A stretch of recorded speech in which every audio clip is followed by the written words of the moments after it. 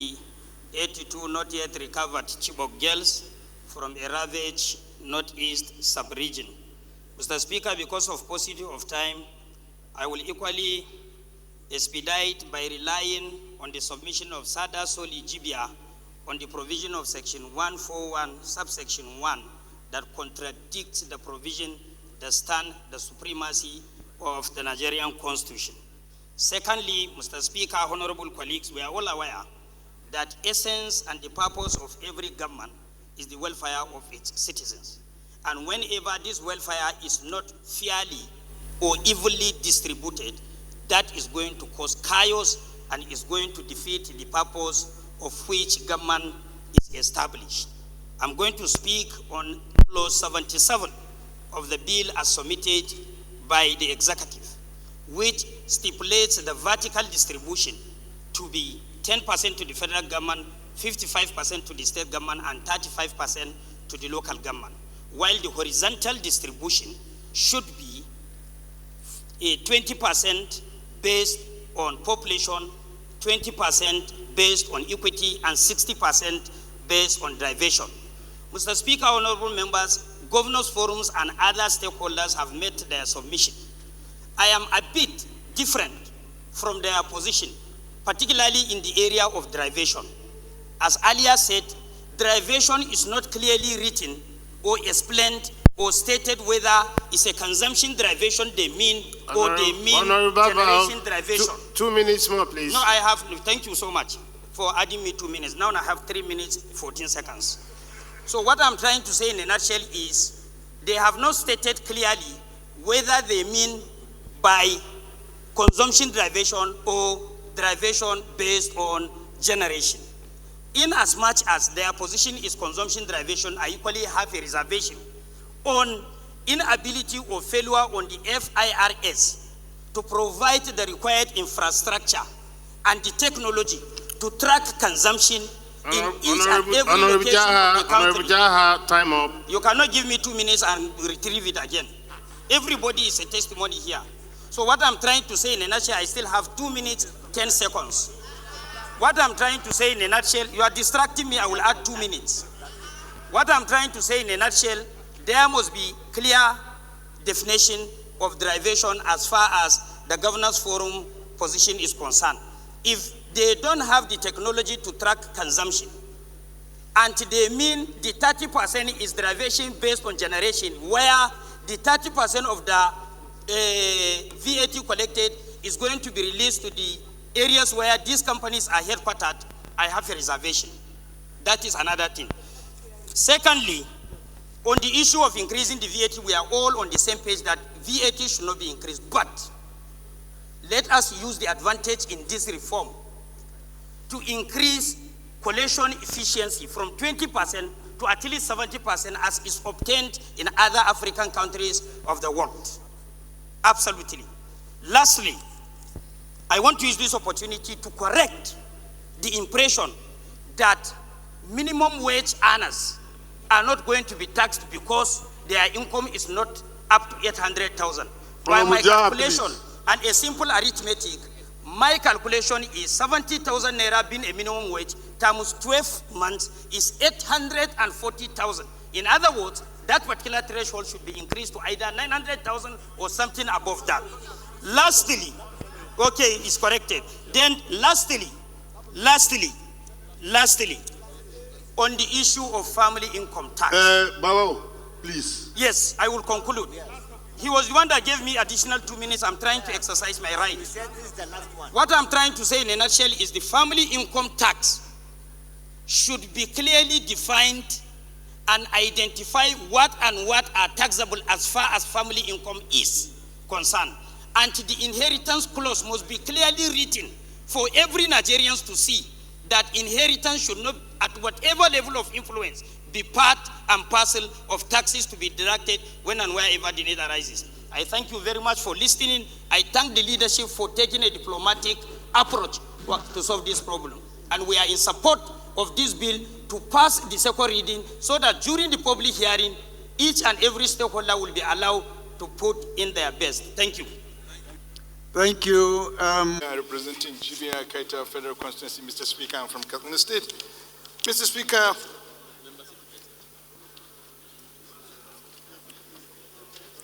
we are today discussing the general principles and the merits of this bill tagged Tax Administration Bill 1756 HB. Mr. Speaker, this bill undoubtedly will enhance efficiency, ensure compliance, and harmonize tax collection within the 3 tiers of government. However, there are several inconsistencies and challenges this tax bill may pose in the tax administration of this country. And I believe the committee that will be charged with the responsibility of addressing some of the issues will definitely look at some of the issues that I will raise on this floor today. Some of these challenges, there is constitutional and jurisdictional concerns, particularly in section 141, which deals with supremacy clause, which contradicts some of the positions of the Constitution of the Federal Republic of Nigeria. Then there is the issue of overlap and on the existing laws, particularly Personal Income Tax Act, Company Income Tax Act, and the FRS Tax Act. There is some existing conflict that this bill may cause, which I believe the committee will definitely look at these issues. However, also there is the issue of fairness, practicability, and reasonability. How reasonable will this law be? Because law must be reasonable, must be fair, because they are going to govern human beings. There is the issue, a practical issue of this law in section 122 and section 95 to section 119. Mr. Speaker, when we look at the tax, the VAT issue, the fiscalization issue, fiscalization clearly is about technology. How prepared are we to achieve that? So there is the concern of burdening the taxpayers. Then also there may be some level of exclusion where technology cannot reach. So it's a concern that should also be looked at by this assembly. Honorable Sada Asoli, 2 minutes more. Mr. Speaker, there is administrative and operational issues. There is ambiguity. There is preponderance of ambiguity in this act because of the absence of interpretation clause. The interpretation clause is not robust, did not address the issue of derivation. What is derivation in this act? What does it mean? It needs to be defined so that it will be interpreted correctly, so that it will be applied with the section that it is talking about. There is the issue of artificial transaction. What is artificial transactions? There is the issue of tax planning. We need to interpret it correctly. There is the issue of tax supply. We need to interpret all these words because they have great impact. With due respect, Honorable Sada Asoli, time up, sir. Mr. Chair. Honorable Sada, please, just round up, please. Try to round up as quickly as possible. Mr. Speaker, there is the concern of equity in section 77, where it talks about 60% of derivation to states. There is the need for the committee to address the issue, to look at the equity of states that are less in competition with other stronger states in the country. Mr. Speaker, because of time, I will yield my time to other speakers. Thank you very much, Honorable Sada. When the interest of our people out there is at stake, Mr. Speaker, I am proud that for the first time in my history of being a parliamentarian of over 33 years in the floor of this House of Representatives, I have seen under your leadership and by extension the leadership of the other body of principal officers a strategy that put on hold an executive bill, only one bill, executive bills that came with all the speed to this House of Representatives. On hold because you said hold it until we consult. Hold it and let us dialogue. Hold it and let us discuss the interests and the expectations of the common man on the street whom we are representing on this floor. Mr. Speaker, I want to believe that by now every member of this House has consulted widely. I have consulted. Every good member of this House has also dialogued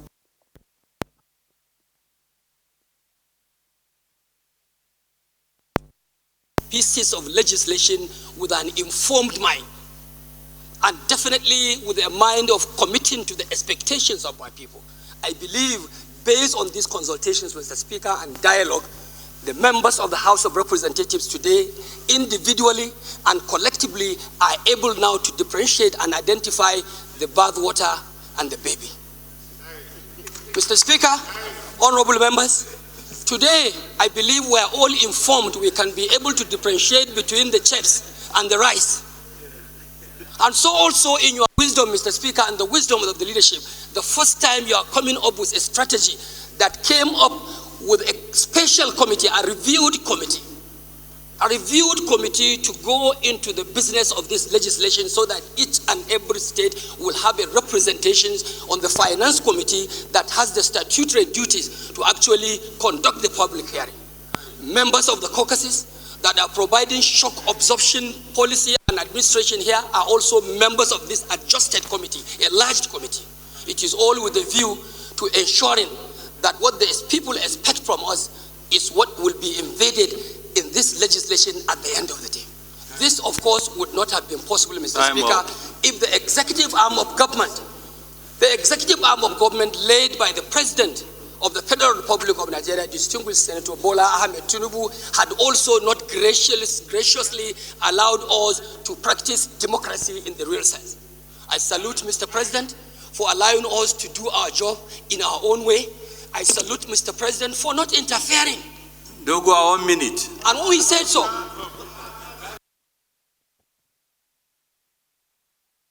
our spokesman, the linkman, my linkman to my governor is Honorable Madaki and Honorable Kabiru Rurum, and they have told me that my governor is on the same page. So I want to say, with all sense of commitment, that this House and honorable members that are seated here, we should allow this bill to go for second reading. And like my colleague has said, at that point, we will be able to actually tidy up. And we hereby promise Nigerians that the best will come out of the bill in the larger interest of the Federal Republic of Nigeria. May Allah subhanahu wa ta'ala continue to guide us, and may God bless the Federal Republic of Nigeria. Mr. Speaker, put the question, please. Thank you. Federal Constituency. I'm from Kano State. Mr. Speaker, I stand to contribute to the 2024 proposed tax reform bills debate. Mr. Speaker, as you are rightly aware, the 2024 proposed tax reform bills have elicited responses from several quarters. While the reforms had its merit, the following provisions have made Nigerians, particularly my constituents, apprehensive about it. Permit me to discuss just a few. The reform proposes a gradual increase in VAT rates from 7.5% to 10% effective January 2025, 12.5% by January 2026, and 15% by 2030. This gradual increment could increase the cost of building materials and other goods, which the average Nigerians will ultimately bear. The proposed tax reform can widen economic disparities and the existing inequalities, given that certain regions will benefit more than others from the changes. For example, states that receive more VAT than they contribute might face challenges under the new allocation model. As per provision of Section 59 of the NTB, Agencies like TED Fund will have 0% funding from development levy by 2030, and NIDA, NASENI suffer the same fate by 2027.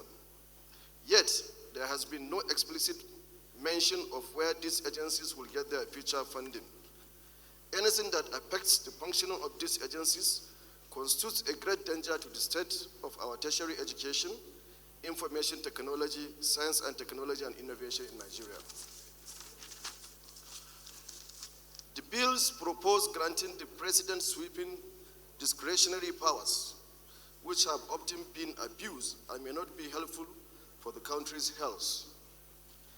In light of the above, and considering the resentment these provisions have elicited from my constituents and other concerned Nigerians, Honorable Hassan. I find it extremely Honorable difficult Hassan. to support these bills unless these Time up, areas please. are amended Time up, please. to address the concern raised by Nigerians.